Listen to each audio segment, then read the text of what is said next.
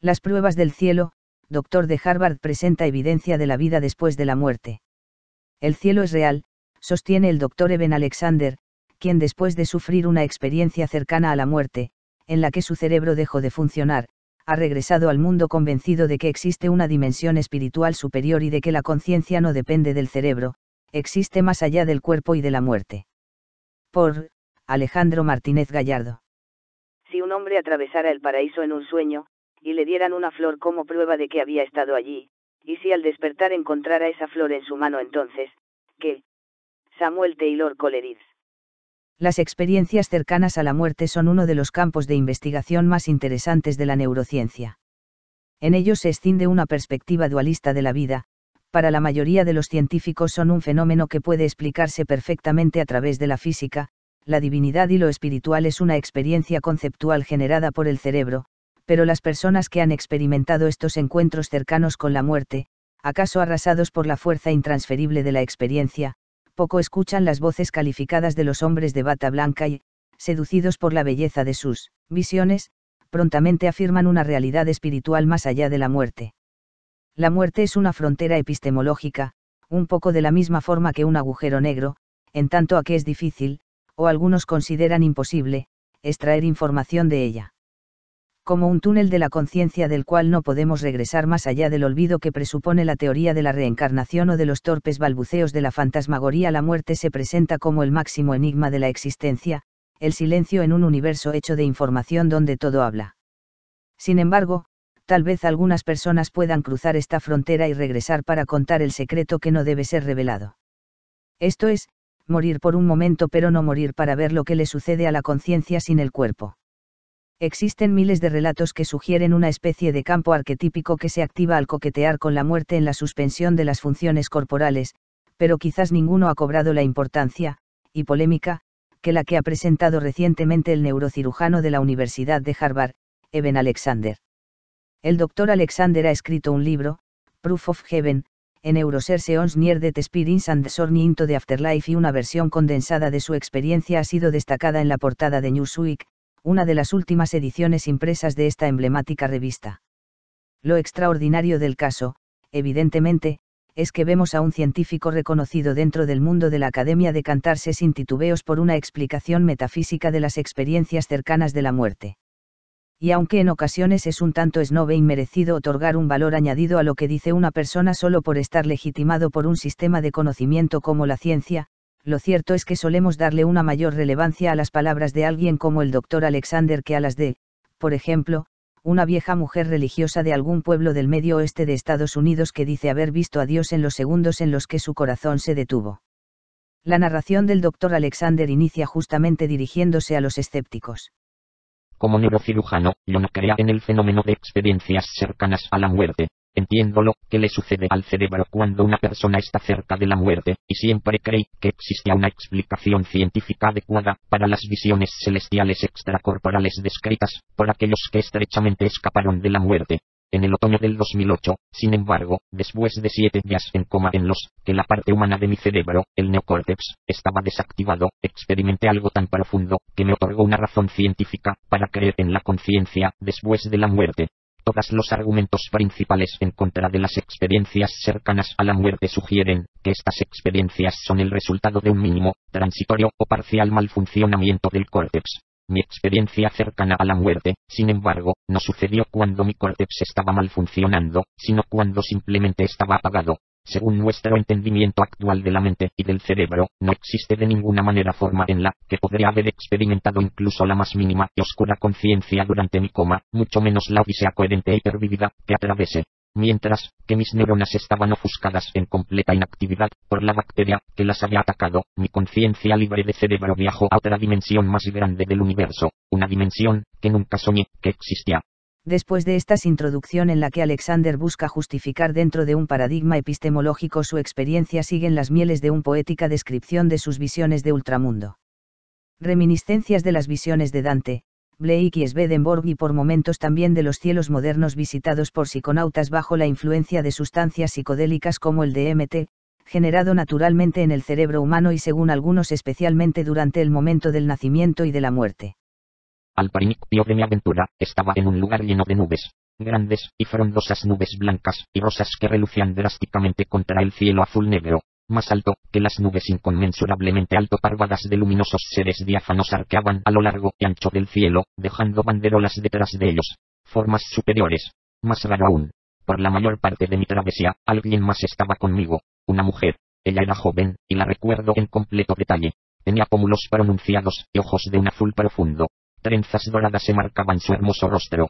Cuando la vi por primera vez, estábamos deslizándonos juntos en una superficie de patrones intrincados, que después de un momento reconocí como las alas de una mariposa. De hecho, miles de mariposas estaban alrededor de nosotros, vastas olas aleteantes de ellas, internándose en el bosque y resurgiendo de nuevo. Sin usar palabras, ella me habló. El mensaje recorrió mi ser como un viento, e instantáneamente vi que era verdad.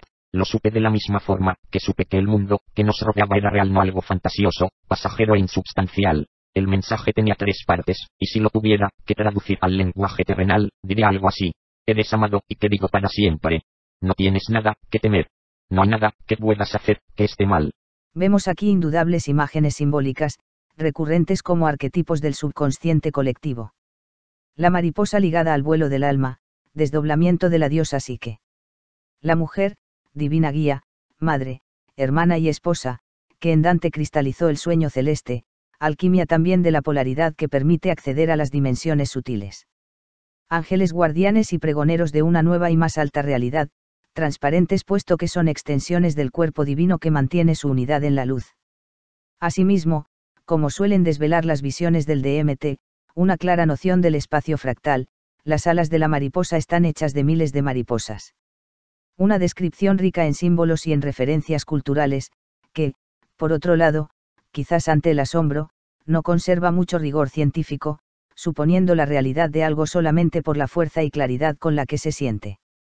Y aquí es que regresamos a esa escisión fundamental entre la razón y la emoción, entre aquello a lo que accedemos a través de lo meramente intelectual y aquello a lo que accedemos usando el sentimiento, acaso todos los sentidos en uno.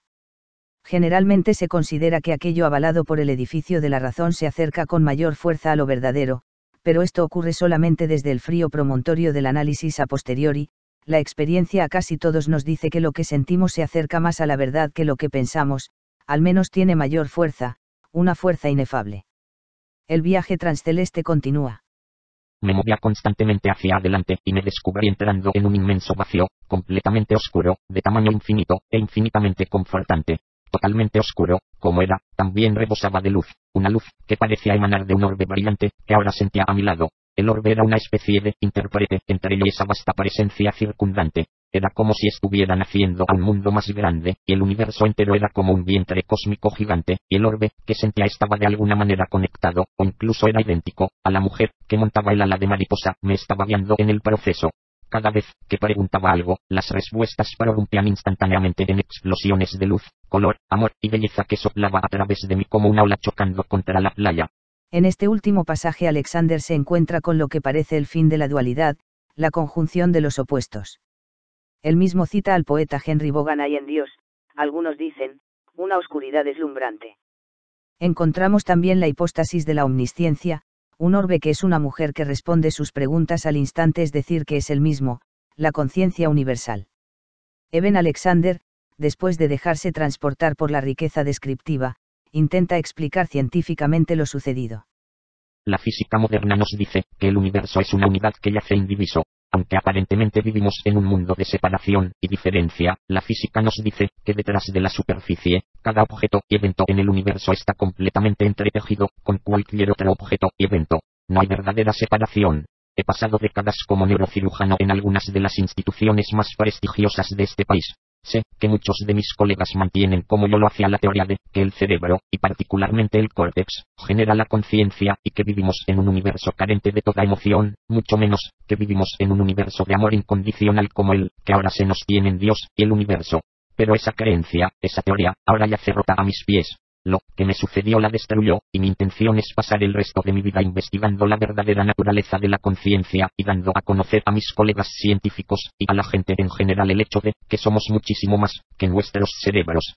La unidad del universo, según argumenta Alexander, está dada por la física cuántica, que señala que en los niveles constituyentes de la materia, todas las partículas están unidas en campos y sistemas de entrelazamiento, existe una interconexión fundamental entre todos los fenómenos de la naturaleza. Algunos especulan que la conciencia es ese campo cósmico unificador, puente entre la mecánica cuántica y la relatividad. Esta ciertamente no es la versión más popular dentro de la ciencia establecida. Como no lo ha sido el relato experiencial de Alexander. El famoso neurocientífico Sam Harris argumenta que simplemente no existe forma de corroborar verdaderamente que su cerebro estaba apagado, a lo cual Alexander responde con datos de sus registros neurológicos en el momento y llama a leer su libro donde supuestamente presenta evidencia clínica de lo sucedido. P.Z. Myers, del popular blog Paringula, dice de las visiones de Alexander es mierda producida por daño cerebral. El año pasado el campo de investigación de las experiencias cercanas a la muerte tuvo un notable codescubrimiento cuando dos neurocientíficos formularon independientemente la teoría de que el fenómeno podía explicarse por una dilación temporal, esto es, en el particular estado en el que el cerebro se encuentra cuando está a punto de entrar en coma, puede ocurrir que un microsegundo sea percibido como una extensión de tiempo mucho mayor. Las visiones que ocurren entonces, con todo su cariz espiritual, no serían más que el resultado de ese tiempo fractal elástico, es decir, no un producto de la divinidad inherente sino de la relatividad del tiempo-espacio. Personalmente no considero que la experiencia de Alexander sea una prueba contundente de la existencia de una dimensión celestial o de que la conciencia existe más allá de la muerte. Su experiencia probablemente no difiera de la de miles de personas más que han tenido un desdoblamiento astral acercándose a la muerte, o solo difiere en que ésta le ocurrió a un científico respetado. De igual forma tampoco creo que la ciencia tenga argumentos irrefutables para afirmar que todo lo que ocurre en estas experiencias o en algunos otros estados de conciencia elevada sea solamente el resultado de una función cerebral alterada. Hemos explorado en algunos artículos anteriores la posibilidad de que la conciencia vaya más allá del cerebro, como sugieren las religiones orientales, y sea una especie de cama universal sobre la cual se desarrolla el sueño de la realidad. Esta es una de las grandes interrogantes de la filosofía y de la ciencia moderna, la naturaleza de la conciencia. ¿Es el cerebro la cúspide, la punta de lanza de este fenómeno? ¿O es apenas un órgano más, en una delirante casa de espejos, generado por esa misma conciencia para observarse a sí misma? Conciencia más allá de la muerte, ¿es este el verdadero polvo de la eternidad? ¿Qué es la conciencia? Saber que soy, pero también, saber que no muero.